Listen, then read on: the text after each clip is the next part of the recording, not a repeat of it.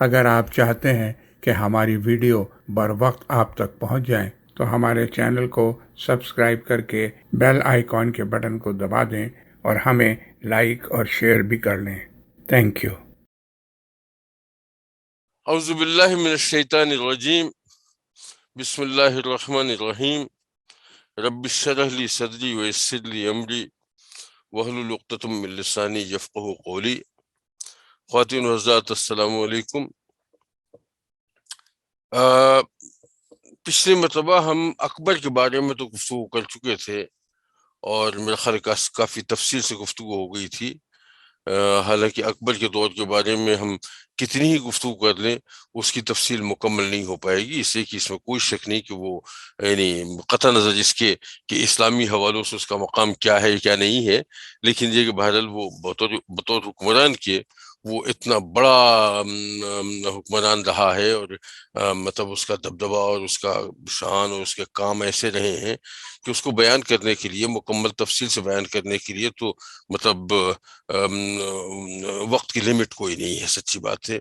لیکن بہرحال ہم جو مطلب ایک اس کے عہد کا جو ایک خاکہ کھینچ سکتے تھے اس کی شخصیت کے بارے میں، اس کے عہد کے تاریخی واقعات کے سلسلے میں یا اس کے انتظام حکومت کے سلسلے میں، اس پر ہم گفتگو مطلب ہم نے کی اور ایک حد تک احاطہ اس کا کر لیا تھا۔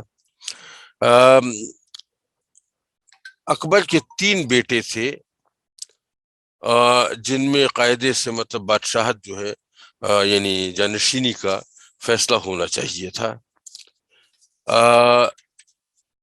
سب سے بڑا بیٹا تو تھا جس کا نام تھا سلیم۔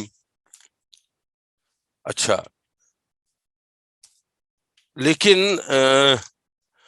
2 بیٹے اور جو تھے، دانیال اور مراد، اب وہ قسمت کی بات تھی کہ وہ سلیم یعنی اکبر کی زندگی میں ہی ان کا انتقال ہو گیا، تو جس وقت اکبر کا انتقال ہوا تو اس وقت اس کے بیٹوں میں صرف سلیم ہی باقی تھا، یا پھر سلیم کے بیٹے تھے جن میں سے ایک خسرو تھا جس کو مطلب اکبر بھی بہت پسند کرتا تھا، اور جس کے بارے میں کچھ لوگوں کی رائے یہ تھی کہ اگر اسے بادشاہ بنا دیا جائے تو سلیم سے زیادہ مناسب بادشاہ ہوگا۔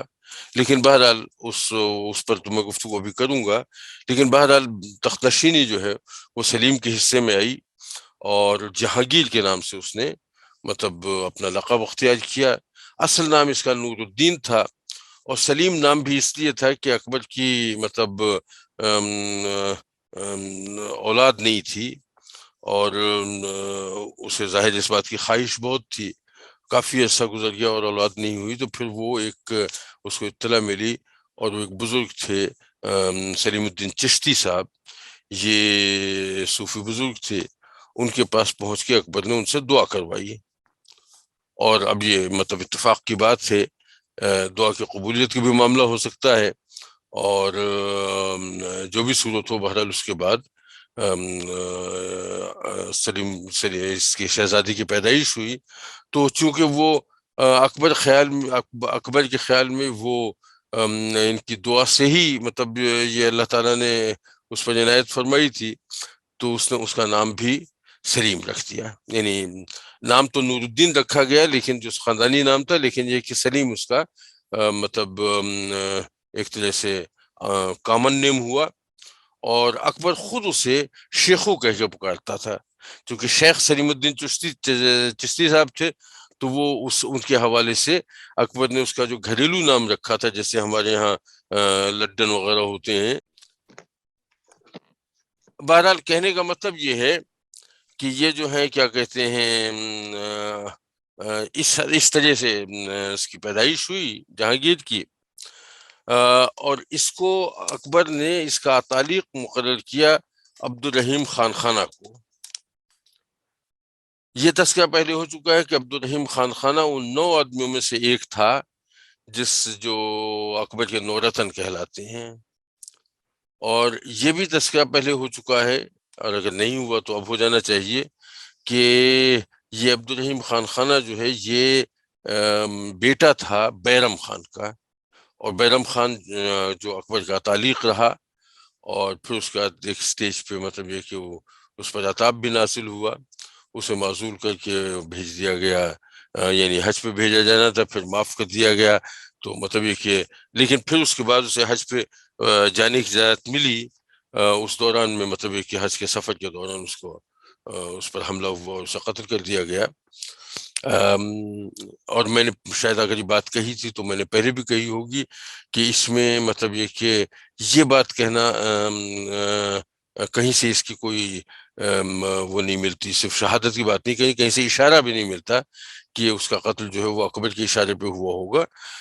زیادہ امکان اس بات کا ہے کہ چونکہ وہ اکبر کے تعلیق کے طور پہ، یا یوں کہنا چاہیے کہ عملاً اکبر کی بالکل بچپن کے زمانے میں جو ریجنسی پیریڈ تھا اس میں عملاً بادشاہ وہی تھا، اور کئی فوجوں سے اور کئی لوگوں سے اس کی جنگیں ہوئی ہیں.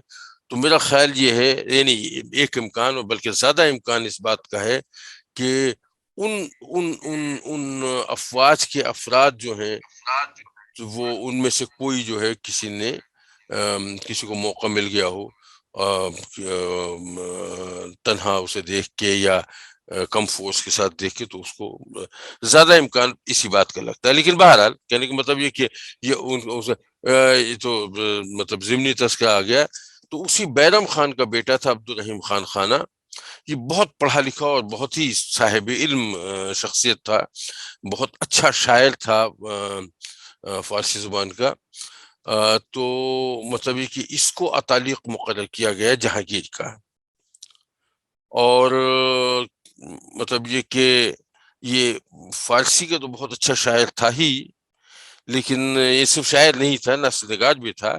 لیکن بہرحال اس کی شاعری جو ہے تھوڑا سا نثر پہ تھوڑا سا فوقیت رکھتی ہے، اس لیے وہ شاعر کی حیثیت سے زیادہ مشہور ہے. لیکن زبان کے حوالے سے وہ عربی، فارسی، ہندی، تمام زبانوں کو، ترکی سمیت تمام زبانوں کو ایک طرح سے جسے ماہر کہنا چاہیے، وہ اسے مہارت حاصل تھی. اس نے مطلب اسے کیا کہتے ہیں اس کی تربیت کی. ایک خاص بات اور رہی کہ یہ ان زمانوں کے علاوہ یہ کیا کہتے ہیں عبد الرحیم خان خانہ فن مصور جو ہے اس کا بہت بڑا ناقد بھی رہا ہے. یعنی یہ تو کہیں ڈاکومنٹیشن نہیں ملتی کہ وہ خود بھی مصور تھا یا نہیں تھا، لیکن وہ مصوری کو سمجھنے والا بہت تھا. اور مطلب یہ کہ اس پر بڑی بڑی بڑی بڑی باضابطہ قسم کی اور بڑی معنی خیز قسم کی اس پر سیر حاصل گفتگو کر سکتا تھا، تنقید بھی کر سکتا تھا اسی طرح سے. یہ بات شاید آگے کہیں آئے، لیکن میں جب بات آ گئی تو اس جگہ میں تذکرہ کر دیتا ہوں کہ جہانگیر میں اپنی مطلب ایک طرح سے مصوری کے حوالے سے یہ صلاحیت پیدا ہو گئی تھی کہ وہ خود بھی بہت بڑا مصور تھا، یعنی بہت بڑے مصوروں میں اس کا شمار کیا جاتا ہے. اور اس کی صلاحیت ایسی ہو گئی تھی کہ وہ مطلب کہ کوئی مصوری کا شاہکار اس کے پاس لایا جائے تو پہلی بات تو یہ کہ اسے پہچان لیتا تھا دیکھ کے کہ کس مصور کی بنائی ہوئی تصویر ہے. اچھا، یہاں تک تو مطلب یہ کہ آج بھی آپ کوئی بات، آپ آس پاس لوگ مل جاتے ہوں گے جو کم سے کم مطلب شعر سننے کے بعد یہ کہہ دیتے ہیں اکثر کی شعر فلاں صاحب کو ہونا چاہیے. اچھا، لیکن جہانگیر کے یہاں جو اس سے ایک اضافی بات یہ تھی کہ اگر کوئی ایک تصویر ایسی ہے جو مختلف مصوروں نے مل کے بنائی ہے تو اس میں اتنی صلاحیت تھی کہ وہ اس کے ٹکڑے الگ الگ کر دیتا تھا اور یہ بیان کرتا تھا کہ یہ ٹکڑا جو ہے یہ فلاں صاحب کو مطلب بنایا ہوا ہوگا اور یہ ٹکڑا فلاں صاحب کو بنایا ہوا ہوگا. اس حد تک مطلب اس کا درک تھا فن موسیقی میں. اور ظاہر مطلب یہ کہ عبد الرحیم خان خانہ جو ہے اس سے جو اس نے جو اکتساب کیا علوم کا اس میں، اور پھر ظاہر اس کی اپنی ذاتی مشق بھی شامل ہے اس میں، تو یہ یہاں تک اس نے اپنی صلاحیت کو بڑھا لیا تھا. اچھا، جب تخت نشینی کا معاملہ آیا تو تخت نشینی تو ہو گئی اکبر کی، لیکن جو اس کا بیٹا تھا دوسرے نمبر کا، بڑا بیٹا تو خرم تھا، دوسرے نمبر پہ خسرو تھا نام اس کے بیٹے کا. خسرو جو ہے وہ اس نے مطلب کچھ اپنے طور پہ اور کچھ مطلب یہ ہوا کہ کچھ مصاحبین کے اکسانے پہ بہرحال اس نے مطلب یہ کہ بغاوت کر دی باپ کے خلاف. اور بغاوت کرنے کا مطلب سیدھا سادہ سے کہ اس نے یہ اعلان کر دیا کہ میں بادشاہ ہوں. اور اس کو جن لوگوں نے مطلب یہ کہ خاص طور سے مطلب اس بات کے لیے سپورٹ دی، وہ ان میں ایک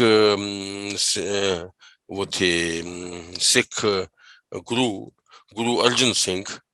ان کی حمایت اسے حاصل تھی، اور چونکہ سکھ جتنے بھی تھے وہ اپنے گرو کو مطلب یہ کہ ہمیشہ سے مانتے رہے ہیں ایسا فرد جس کے حکم کی تعمیل ان پر لازم ہوتی ہے، لہذا پوری سکھ کمیونٹی جو ہے وہ اس کے خلاف کھڑی ہو گئی یا خسرو کی حمایت میں آ گئی. یہ ممکن ہے کہ اس وقت سکھ کمیونٹی شاید اتنی زیادہ نہ ہو تعداد میں، لیکن بہرحال جو بھی تھی وہ اس وقت آ گئی تھی. بہرحال جہانگیر سے جنگ ہوئی اور جہانگیر نے خسرو کو شکست دے دی. اچھا، خسرو کو شکست دے دی جب، تو اس کے بعد پھر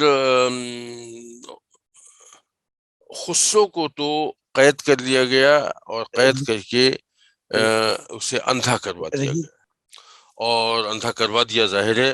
اور گرو ارجن سنگھ جو ہے ان کو مطلب یہ کہ بھی گرفتار کیا گیا، اور انہیں سزا یہ دی گئی کہ بھی ایسا ہے کہ گرنتھ صاحب جو آپ کی کتاب ہے، مقدس کتاب ہے، اس میں ایک جملہ ہے، اب مجھے ایگزیکٹ جملہ تو نہیں معلوم وہ کیا تھا، لیکن ایک جملہ ہے جس سے مسلمانوں اور ہندوؤں دونوں کی دل آزاری ہوتی ہے. تو آپ اگر اسے نکال دیں اس کتاب میں سے تو آپ کو معاف کر دیا جائے گا.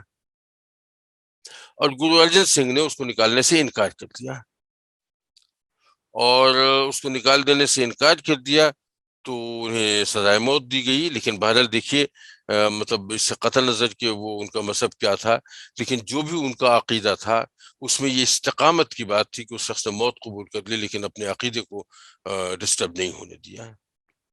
تو یعنی یہ بہرحال مطلب کہ میں بات عرض کروں کہ ظاہر ہے ہم بڑی تعریف کرتے ہیں کچھ ایسے افراد کی، اپنے بزرگوں کی، جنہوں نے مطلب یہ کہ اپنی ذات کو اپنے دین پر قربان کر دیا، جان کو دین پر قربان کر دیا. ایسے لوگ مطلب دیگر عقائد میں بھی مل جاتے ہیں. گرو ارجن سنگھ کی ایک بڑی مثال سامنے موجود ہے. بہرحال یہ جو بغاوت تھی خسرو کی، یہ تو رفع دفع ہوگی، لیکن میرا خیال ہے کہ ایک بڑی اہم بات میں تذکرہ کرنا بھول گیا تھا، اس کا ذکر اس وقت مطلب آ گیا ہے تو میں کر دیتا ہوں. دیکھیے یہ بغاوت ہوئی بھی اصل میں اس لیے تھی کہ اکبر کے جو مطلب وہ تھے نورتن تھے یا اس کے جو مصاحبین تھے، سب تو نہیں لیکن کچھ کو یہ اندازہ تھا کہ اکبر جہانگیر کو بہت پسند نہیں کرتا، یعنی اپنے بیٹے کو، جس کو کہتا تو شیخو تھا، لیکن اس کے ساتھ اس کی کچھ بے عدالیاں ایسی تھیں جس کی وجہ سے اکبر اسے بہت پسند نہیں کرتا تھا. تو یہ اور پسند نہ کرنے کی ایک وجہ یہ بھی تھی کہ ایک سٹیج پہ جہانگیر نے اکبر کے خلاف بغاوت بھی کی تھی. اور یہ الگ بات ہے کہ بغاوت کی تھی اور اس کے بعد مطلب ہے کہ جنگ ہونے سے پہلے اس نے بہرحال معافی مانگ لی اور اکبر نے اسے معاف کر دیا تھا. لیکن بہرحال مطلب یہ کی بات تھی. تو اکبر کے دل میں جہانگیر کے لیے مطلب وہ پسندیدگی نہیں تھی جو عام طور پہ ہونی چاہیے. لیکن ظاہر ہے کہ واحد اولاد بچا تھا وہی تو تخت تو اسے مل گیا. لیکن کچھ درباریوں کو یہ اندازہ تھا کہ خسرو جو ہے وہ بہت قابل بھی ہے جہانگیر کے مقابلے میں، لہٰذا بادشاہ اکبر کے بیٹے کو نہیں پوتے کو ہونا چاہیے. اور یہ بات انہوں نے کس طرح سے انسٹل کر دی خسرو کے دماغ میں بھی، جس کی وجہ سے وہ بادشاہ اس نے بغاوت کی. لیکن بہرحال باپ نے اس بغاوت کو کچل دیا. یہ بات رہ گئی تھی اکبر کا تذکرہ کرتے ہوئے کہ جہانگیر جو ہے اس نے بغاوت بھی کی تھی باپ کے خلاف. اور مغلوں کے یہاں یہ بات آپ کو اس نوعیت کی باتیں آپس میں بھائیوں میں باپ کے خلاف یہ جنگیں آپ کو مستقل نظر آئیں گی. ظاہر ہے مطلب پسند ہو یا نہ پسند ہو، لیکن جو تاریخی معاملات ہیں وہ تو اپنی جگہ ہیں. مذہبی حوالوں سے آپ کو معلوم ہے کہ اکبر جو ہے، اکبر نے تو نہ صرف دہلیت کا اعلان کر دیا، بلکہ دہلیت تو نہیں کہنا چاہیے، اس نے تو باقاعدہ نئے دین کا اعلان کر دیا تھا، دین الہی جسے کہتے ہیں، جس کے بارے میں کافی تفصیل سے میں نے پچھلے مرتبہ گفتگو کی تھی. اس کے عقائد کے، یعنی دین الہی کے جو مختلف وہ ہیں بنیادی عقائد جو تھے ان کے بارے میں بھی، اور اس کے پیروکاروں کے بارے میں بھی، اس کے پیروکاروں کی ڈیوٹیز کے بارے میں بھی، وہ تو میں نے مطلب تفصیل سے پچھلے میں عرض کیا تھا. لیکن ظاہر ہے اکبر کے اس دین الہی کی موجودگی میں جو تربیت ہوئی شہزادوں کی، وہ تربیت ایسی تھی کہ نام کے تو وہ ضرور مسلمان ہی رہے، لیکن جو رجحان تھا دین کی جانب وہ بڑا متزلزل ہوا. اور نتیجہ یہ ہوا کہ اس کا جہانگیر جو ہے یہ بھی ویسے تو تقریباً مطلب دہلیہ ہی تھا، لیکن اتنا ضرور تھا کہ اس نے ہر مذہب کو تبلیغ کی آزادی دے دی تھی، جو ایک طرح سے اکبر کے زمانے میں بھی تھی.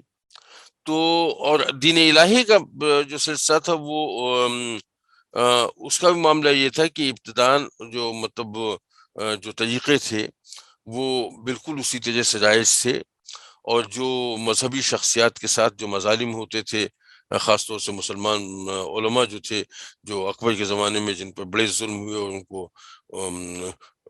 خاموش کر دیا گیا، اس کو مارا بھی گیا یقیناً، لیکن ان کو خاموش کر دیا گیا مجموعی طور پہ کہ وہ دین الہی کے خلاف کچھ نہ بول پائیں. اور as a matter of fact اگر دیکھا جائے تو اس زمانے سے یعنی سمجھیے کہ اگر اللہ تعالیٰ کو یہ بات منظور نہ ہوتی تو شاید وہاں سے مطلب ہندوستان میں دین اسلام کا بول بالا ختم ہو چکا ہوتا. لیکن اسی زمانے میں اللہ تعالیٰ نے ایک بہت بڑی شخصیت کو پیدا کیا اس علاقے میں، جن کا نام تھا احمد، اور یہ شیخ احمد سرہندی کے نام سے مشہور ہیں، بلکہ اس سے زیادہ مجدد الفسانی کے نام سے مشہور ہیں. اور مجدد الفسانی بھی میں نے آپ سے پچھلے میں عرض کیا تھا کہ الفسانی جو ہے، الف جو ہے ہزار عربی میں ہے، اور ثانی کا مطلب ظاہر ہے دوسرا. تو یہ دوسرا ہزار سے مراد یہ ہے کہ نبی کریم صلی اللہ علیہ وسلم کی پیدائش کی بعثت کے بعد 1000 سال ختم ہو گئے ہیں، اب دوسرا ہزارواں کا حصہ شروع ہوا ہے.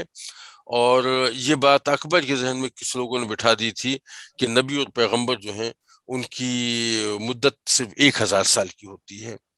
تو مطلب یہ دین الہی کی جو مطلب تشکیل تھی، اس میں ایک پہلو یا ایک دلیل یا ایک جواز یہ بھی ڈھونڈا گیا تھا کہ اب چونکہ مذہب اسلام کے پیغمبر کا زمانہ نہیں رہا، لہٰذا اب جو ہے وہ مطلب کوئی دوسرا شخص ہونا چاہیے الفسانی کے لیے، یعنی دوسرے ہزارے کے لیے. تو اور اکبر نے ایک جو مطلب کوائن ایجاد کیا تھا وہ بھی الفسانی کہلاتا تھا. تو شیخ احمد سرہندی جو ہیں وہ مجدد ہوئے، تو مجدد بھی انہیں الفسانی کہا گیا کہ الفسانی کے مجدد، دوسرے ہزارے کے مجدد، یعنی دوسرے الفاظ میں دوسرے ہزارے میں نبی کریم صلی اللہ علیہ وسلم کے دین کی تجدید کرنے والے آدمی. اوکے، وہ مناسب وقت یہی ہے، کیونکہ میں آپ سے پوچھنا پچھلے ہفتے بھی یہ چاہتا تھا، اس وقت میرا مائک کام نہیں کر رہا تھا. جی جی، کہ یہ جو اپنے شیخ سرہندی مجدد الفسانی، جی ابھی آپ نے دوبارہ ذکر کیا ان کا، جی جی، یہ بات کم از کم میرے ذہن میں واضح نہیں ہے، بچپن میں کہیں پڑھا تھا کہ یہ جو دین الہی کا جو کام تھا، شوشہ جو بھی کہہ لیجئے، اکبر، یہ اکبر کے آخری سالوں کی بات ہے، شروع سے نہیں تھا. اگر یہ بات واضح ہو جائے کہ اکبر نے مطلب یہ کب اس نے اس پہ کام شروع کیا تھا، اور اس سے زیادہ جو بات انٹریگنگ مجھے لگتی ہے، یہ 1000 سال کے پیغمبری کے 1000 سال کے بعد اب دوسرا 1000 سال جی جب جی شروع جی ہوا جی تو اس میں کیا کہیں کوئی اشارہ ملتا ہے کہ یہ بات اکبر کے اپنے ذہن میں رہی ہو کہ خدا نخواستہ وہ دوسرے پیغمبر ہیں دوسرے 1000 سال کے لیے؟ نہیں نہیں، دیکھیے اس میں دونوں باتیں سمجھیے. پہلی بات تو یہ کہ اکبر کا پیریڈ اگر آپ یہاں دیکھیں تو سن 1556 سے لے کے 1605 تک ہے. جی دین الہی جو ہے وہ سن 1581 میں 81 میں، یعنی اکبر کے تخت نشینی کے 25 سال بعد اس نے دین الہی کو مطلب اختیار کیا، نافذ کیا ایک طرح سے. اور لیکن اسے بالکل آخر میں نہیں کہہ سکتے، اس لیے کہ 50 سال تقریباً اکبر کا پورا پیریڈ ہے، اس میں سے 25 سال بات کیا تو 25 سال تک مطلب یہ رہا، تو یہ آخری زمانے کی تو چیز نہیں کہی جا سکتی ہے. ٹھیک ٹھیک ہے، تو یہ بات تو اپنی جگہ بالکل طے ہے.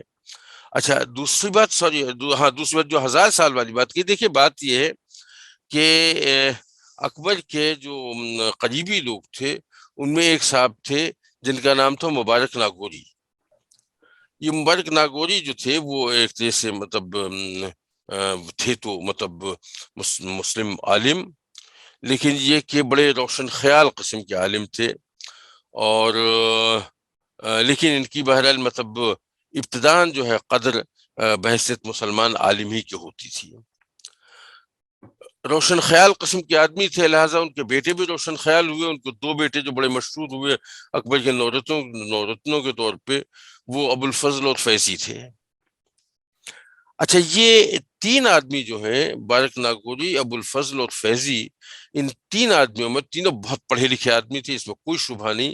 ابو الفضل اور فیضی کے بارے میں تو مطلب یہ کہ انٹلیکٹ لیول جو ہے ان کا بہت ہائی تھا، اور ظاہر ہے مطلب باپ کا بھی اسی حوالے سے. تو یہ تینوں آدمی فکری طور پہ اکبر کے مطلب ایک طرح سے اکبر کے اوپر سوار ہو گئے تھے، یوں کہنا چاہیے. یہ شاید جملہ بہت اچھا نہ ہو لیکن کیفیت یہی تھی.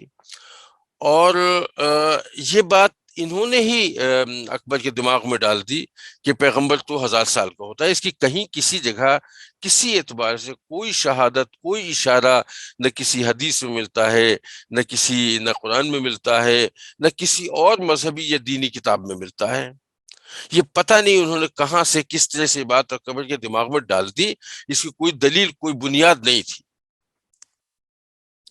تو اس لیے مطلب یہ کہ وہ الف ثانی کے سلسلہ آیا. اور اکبر کی جو پھر اس کے بعد انہوں نے جو حیثیت بنا دی تھی، بلکہ سوری دین الہی سے پہلے ہی جو مطلب اکبر کی حیثیت بنا دی تھی، وہ میں تذکرہ کر چکا ہوں، مجتہد اعلیٰ کا خطاب اسے دے دیا گیا تھا. اور یہ تھا کہ ڈسپیوٹڈ معاملات میں اکبر اسلام کے مجتہد اعلیٰ کے تحساب سے جو حکم نافذ کرے گا وہ مطلب حرف آخر ہوگا. اب اسے یہ نہیں لکھا گیا تھا خاص طور سے کہ چاہے وہ قرآن اور رسول کے خلاف ہی کیوں نہ ہو، لیکن مفہوم اس کا یہی تھا.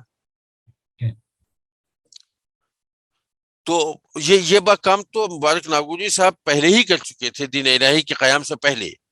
دین الہی تو اس کے بعد آیا. تو یہ کسی طرح سے ان کے دماغ میں بات ڈال دی گئی تھی اکبر کے دماغ میں. اکبر چونکہ بات تذکرہ ہو چکا ہے کہ اکبر پڑھا لکھا آدمی نہیں تھا،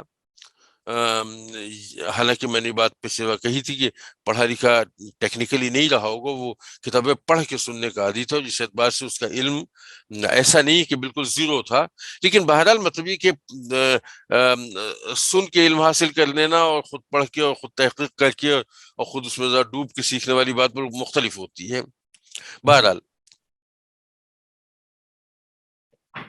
تو اگر قمر وہ بھائی بات ہو گئی آپ کی؟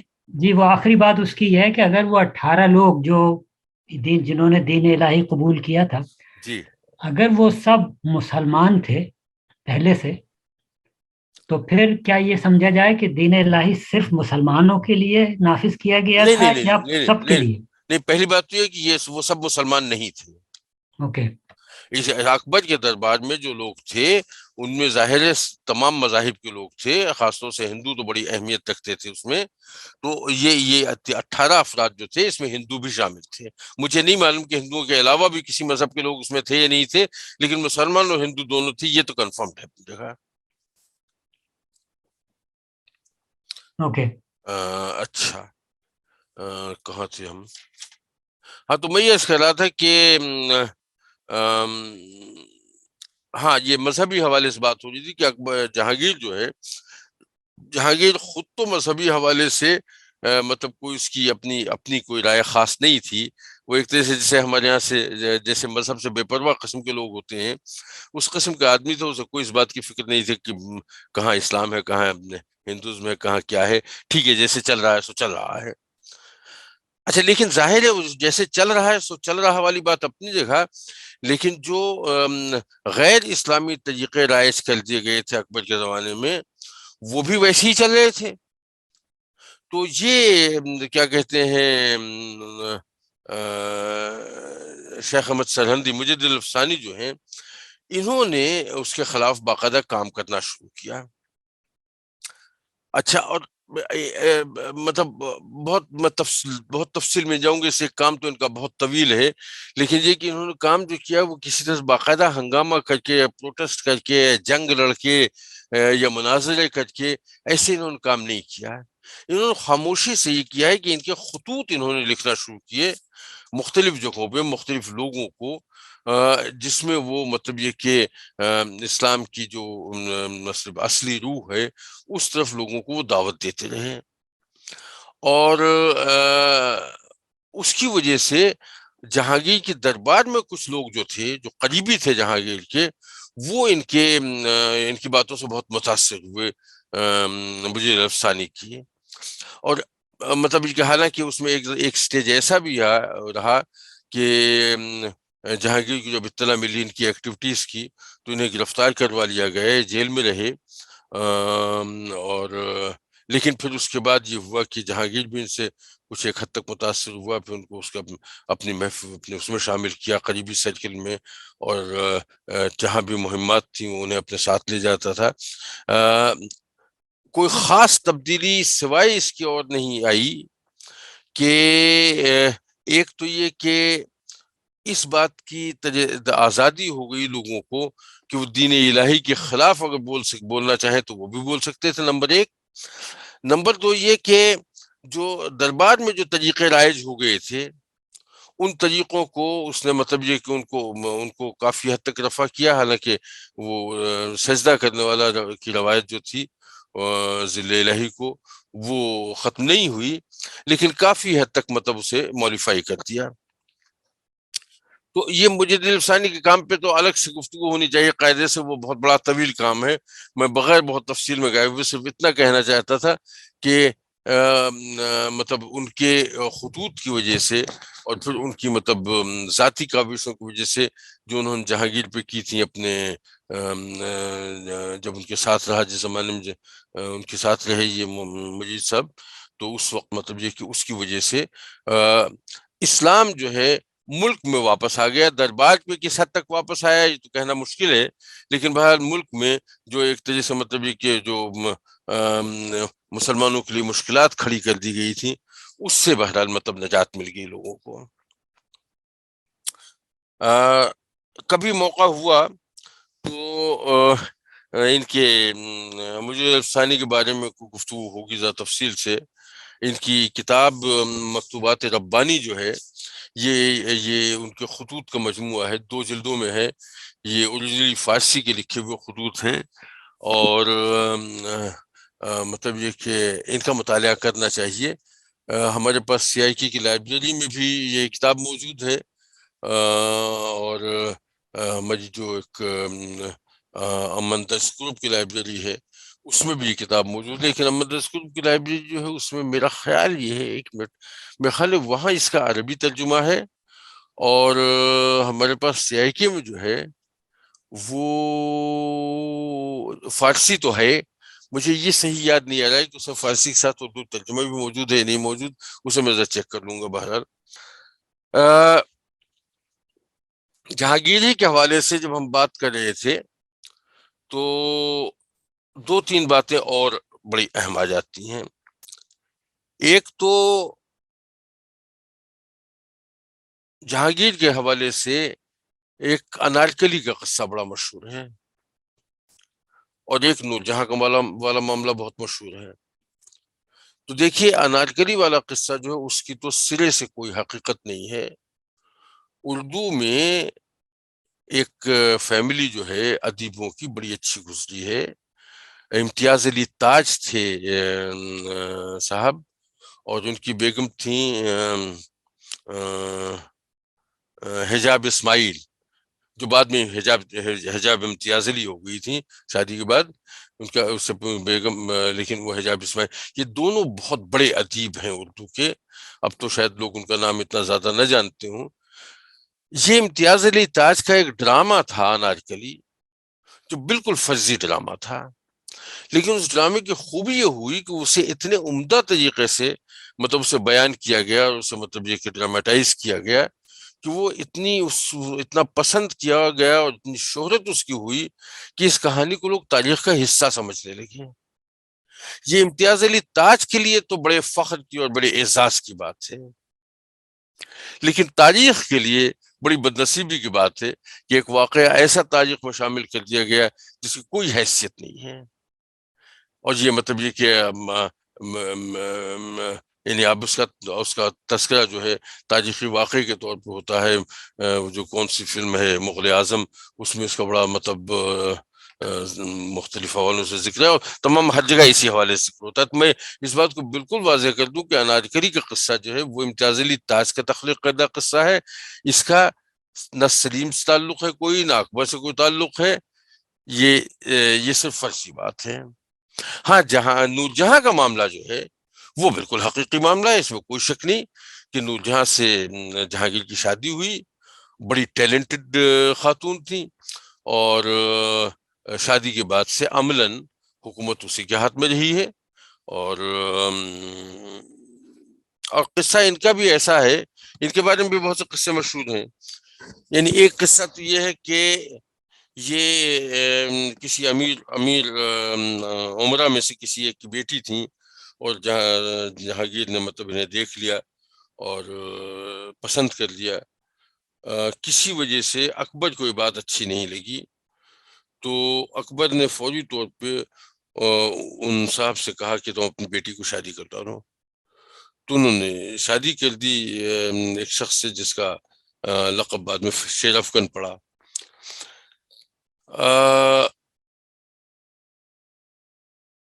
اس زمانے میں پھر اس کے بعد مطلب یہ کہ لیکن شیر افغان کا پھر بعد میں کسی فوجی معاملے میں انتقال ہو گیا، اس کی ڈیتھ ہو گئی. تو بہرحال اکبر نے شیر افغان کی بیوہ سے شادی کر لی. اچھا، مہر النساء نام تھا اس کا، جو بعد میں نور جہاں کے نام سے آئی. اب کچھ لوگوں کی رائے یہ ہے کہ شیر افغان کو مروانے میں بھی جہانگیر کا ہاتھ تھا. کوئی تاریخی شہادت ایسی نہیں ملتی کہ واقعہ صحیح ہو. وہ اپنے مہمات میں گیا ہوا تھا نارمل طریقے سے جیسے جاتے ہیں ظالم فوجی جاتے تھے. جنگ ہوئی، کسی جنگ میں اس کا مطلب مطلب وقت پورا ہو گیا، اس کی شہادت ہو گئی. واقعہ جو ہے وہ اتنا ہے. جو کہانی بیان کی گئی کہ چونکہ جہانگیر بہت زیادہ مطلب اس سے متاثر ہو گیا تھا اور شادی کرنا چاہتا تھا، لہٰذا ایکچولی اس کی پوسٹنگ جو کروائی تھی ایسی جنگ میں جہاں سے اس کی واپسی کی گنجائش نہ ہو، یہ جہانگیر کی انسٹیگیٹڈ تھی. اور غالباً اس نے کسی آدمی کو اس کا پیچھے لگا دیا تھا کہ بھئی مطلب یہ کہ وہ جو ہے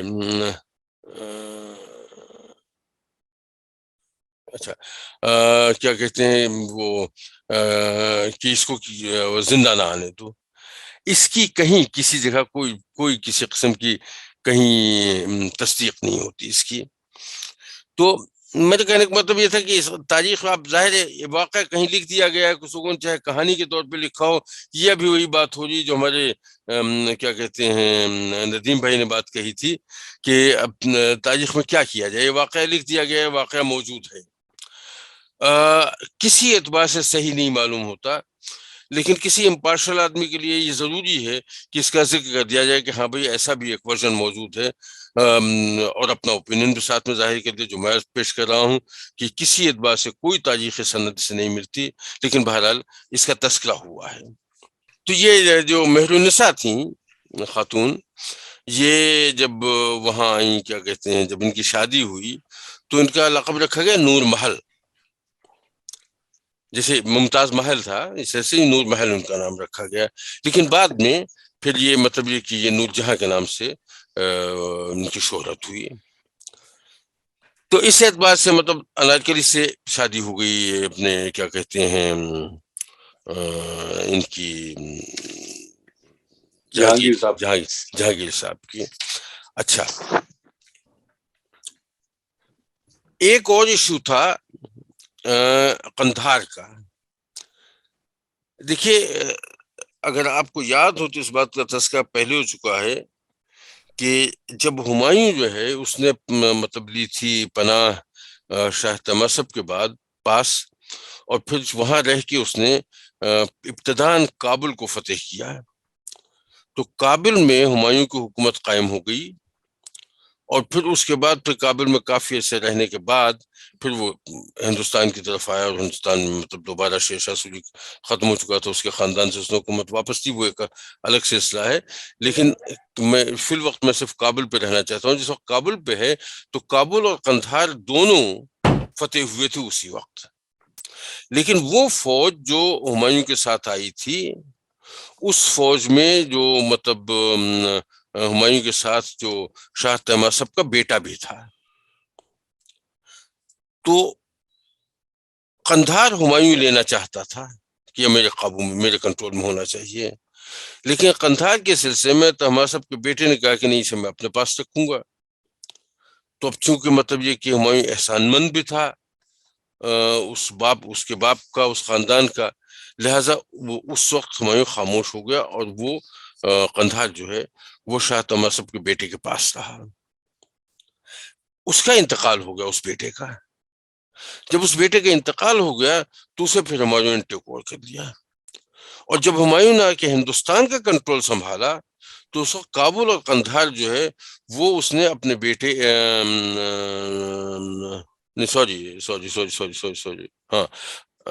ہاں جب وہ آیا تو وہ جو ہے وہ کابل اور قندھار دونوں مغل خاندان کے پاس رہا، اس کا کنٹرول رہا.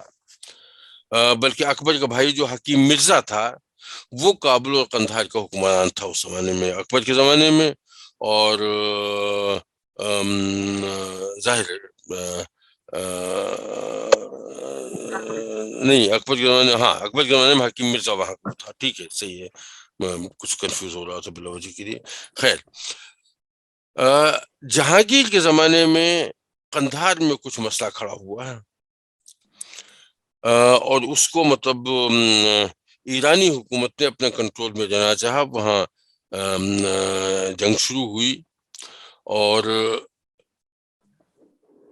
کئی چھوٹی چھوٹی جنگیں ہوئیں. اکبر نے جہانگیر نے اپنے بیٹے خرم کو نومینیٹ کیا کہ تم جاؤ اور وہاں مطلب اس میں اس قندھار کو واپس دو. اچھا یہاں کچھ اندرونی مسائل چل رہے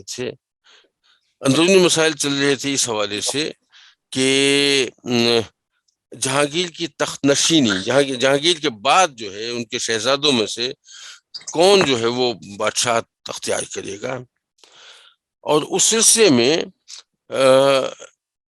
ایک 4 بیٹے تھے، ایک حمایت نور جہاں کر رہی تھی وغیرہ وغیرہ.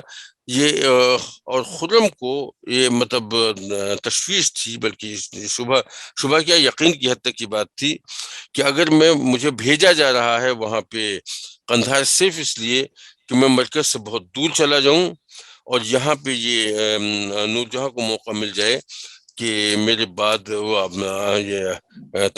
جانشین کا اعلان کروا دی اپنی مرضی کا. میں اس پر بھی تھوڑی سی تفصیل بات کروں گا کہ کون کون تھے اور کس کے لیے کس کی مرضی تھی، وہ الگ بات ہے. تو اس چیز کو سامنے رکھتے ہوئے خرم نے وہاں جانے سے انکار کر دیا کہ میں قندھار نہیں جاؤں گا. اس پر بادشاہ سے ناراضگی ہوئی، اور ناراضگی اس حد تک ہوئی کہ خرم نے بغاوت کر دی اپنے باپ کے خلاف. لیکن بہرحال اسے شکست ہوئی، اس کا تعاقب کیا گیا، اور پھر اس نے بلا مشروط معافی مانگ لی، تو باپ نے بہرحال معاف کر دیا. لیکن اس کا نتیجہ یہ ہوا کہ وہ جو قندھار اس وقت ان کے ہاتھ سے نکل گیا، پھر وہ ہمیشہ کے لیے نکل گیا. پھر قندھار کو واپس لینے کی کوششیں کئی کی گئیں، لیکن قندھار مغل سلطنت کے پاس واپس نہیں آ سکا اور وہ گیا ان کے ہاتھ سے۔ تو بہرحال خرم نے بغاوت کی، اور بغاوت کی وجہ سے مطلب یہ کہ وہ کیا کہتے ہیں شکست بھی ہوئی، اور شکست ہونے کے بعد مطلب یہ کہ معافی اور تلافی بھی ہوئی وغیرہ وغیرہ۔ تو یہ سمجھ لیجیے کہ جہانگیر کے دور کا ایک سلسلہ تھا۔ دوسری چیز جو اس کے ساتھ بڑی اہم ہے وہ ہے اس کا نور جہاں کا رول۔ یعنی اگر ہم بہت تفصیل میں نہ بھی جانا چاہیں تو یہ اتنی سی بات بھی کافی ہے کہ نور جہاں، پہلی بات تو یہ کہ نور جہاں کا جہانگیر پہ بے انتہا عمل دخل تھا، اور مطلب یہ کہ اس حد تک تھا کہ حکومت عملاً نور جہاں چلانے لگی تھی، اور یہ جہانگیر صاحب جو ہے وہ اپنا نشے میں زیادہ تر رہتے تھے، اپنا مست تھے۔ جہانگیر حکومت، نور جہاں حکومت چلاتی تھی، اور نور جہاں بڑی قابل، نہایت پڑھی لکھی خاتون تھی۔ خواتین کے ملبوسات کی ایجاد میں، خواتین کی جو مطلب کسی اعتبار سے جو مطلب ان کی میک اپ کے سامان کے حوالے سے جو ایجادات نظر آتی ہیں، ان میں سے اکثر و بیشتر نور جہاں کی ایجاد کی ہوئی تھی۔ اور اس اعتبار سے جہانگیر پہ بھی اس کا بڑا احسان ہے کہ اس نے حکومت میں کسی طرح کمزوری نہیں آنے دی، باوجود اس کی مدہوشی کے۔ اور یہ مطلب ہندوستانی تہذیب پہ بھی اس کا ایک بڑا سمجھ لیجیے کہ بڑا احسان ہے کہ اس نے یہاں جو لباس میں اور کھانوں میں اور میک اپ کے سامان میں اور آرائش میں جو مطلب خوبصورتیاں یہاں پیدا ہوئی ہیں، اس میں بڑا حصہ نور جہاں کا ہے۔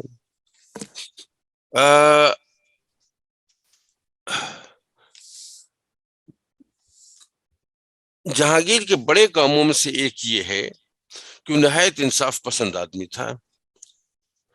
تو اس نے ایک کام جو بہت مشہور ہے، اس نے ایک کام یہ کیا کہ اپنے محل میں ایک گھنٹی لگوائی، بلکہ گھنٹا لگوایا، اور اس کی جو مطلب زنجیر تھی اس کو مطلب محل سے کافی باہر تک پہنچا دیا گیا، ایسی جگہ جہاں سے عام لوگ گزرتے تھے، اور یہ اعلان کرا دیا کہ اگر کسی شخص کے ساتھ کوئی ظلم ہو تو وہ اس زنجیر عدل کو کھینچے، تو محل میں جب گھنٹا بجے گا تو جہانگیر تک اس کی آواز ضرور جائے گی، اور پھر اس کی فریاد سنی جائے گی، اور اس بات پہ عمل کیا جاتا تھا باقاعدہ۔ اچھا، اب اس میں ایک واقعہ آتا ہے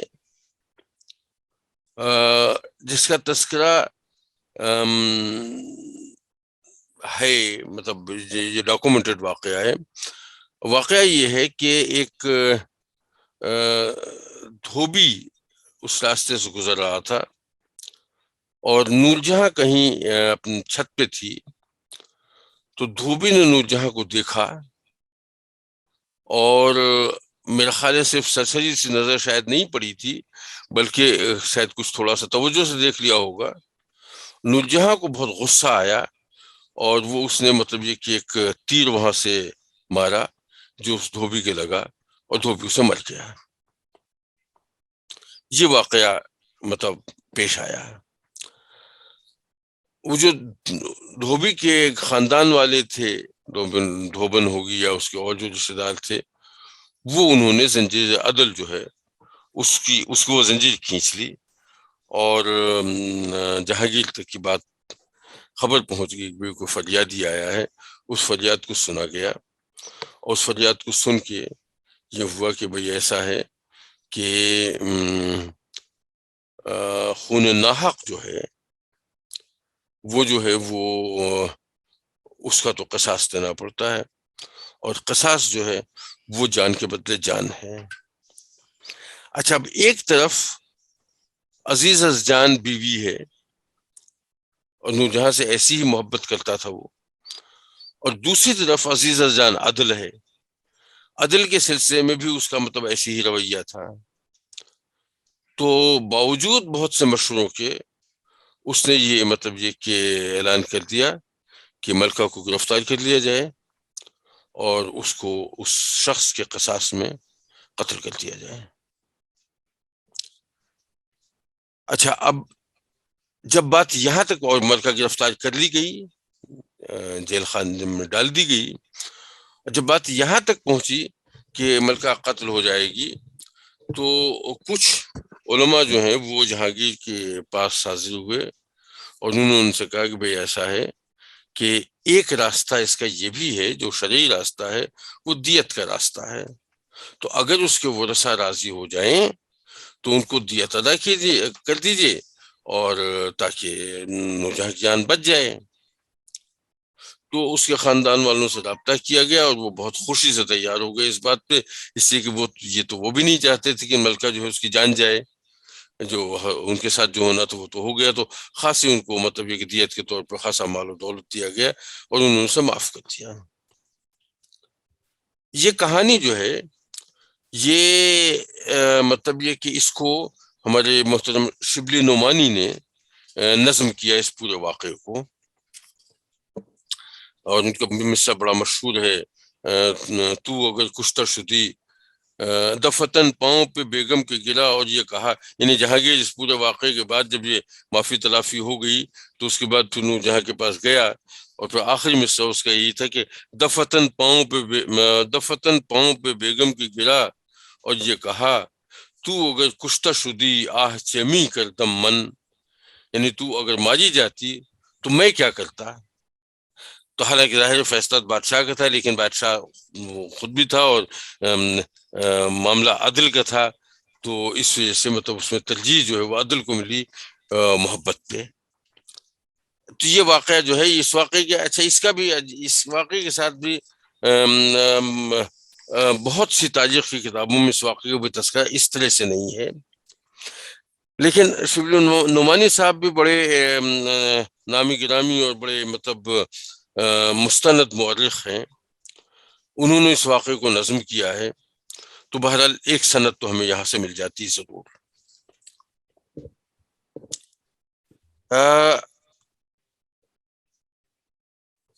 سونے کا سکہ، جہانگیر کے زمانے میں جو بڑے اچھے اچھے کام تھے ان میں سے ایک سکہ سازی بھی تھی، نیا سکہ اس کے زمانے میں رائج ہوا سونے کا، اور اس کے اوپر مطلب باقاعدہ لکھا ہوتا تھا کہ ایک شعر لکھا ہوتا تھا کہ بحکم شاہ جہانگیر یافت صد زیور، بنام نور جہاں بادشاہ بیگم زر، یعنی بادشاہ بیگم جو ہیں، یعنی بنام نور جہاں جو بادشاہ بیگم ہیں، ان کے کیا کہتے ہیں، ان کے نام پہ جو زر ہے، جو سونا ہے، بحکم شاہ جہانگیر، تو شاہ جہانگیر کے حکم کی وجہ سے اس سونے کو چال چاند لگا دیے گئے ہیں۔ بحکم شاہ جہانگیر یافت صد زیور، یعنی مطلب کہ یافت کہتے ہیں کسی چیز کے حاصل کرنے کو، کہ سونے نے مطلب زیور کی حیثیت حاصل کر دی۔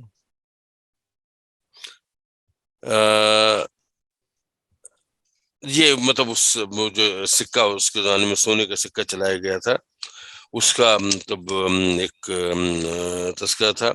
اس کے علاوہ یہ ہے کہ جہانگیر کے زمانے کی ایک جو خاص بات ہوئی، اس نے ایک باقاعدہ دستور العمل نافذ کیا تھا، اور اس دستور العمل کے حوالے سے جو خاص خاص نکات تھے وہ یہ تھی کہ ملک بھر میں شراب کی پہ پابندی لگا دی گئی، شراب کے فروخت پہ بھی اور شراب کے پینے پہ بھی۔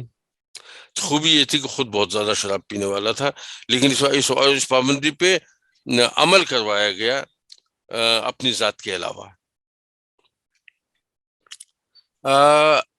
ذبیحے کا معاملہ جو اکبر کے زمانے میں جو تھا وہ تو آپ نے پڑھا ہوگا کہ اکبر کے زمانے میں تو ذبیحے پہ باقاعدہ پابندی لگا دی گئی تھی۔ اس کے زمانے میں ذبیحے پابندی مطلب یہ کہ ختم کر دی گئی، لیکن مخصوص دنوں میں پابندی رہی، جس میں اتوار کا دن بھی شامل تھا۔ کچھ ہفتے میں کوئی 1 یا 2 دن جو ہیں وہ ذبیحے پہ پابندی ہوتی تھی. گائے کے ذبیحے پہ بہرحال پابندی تھی، لیکن یہ کہ باقی جو ہے وہ ذبیحہ ہو سکتا تھا.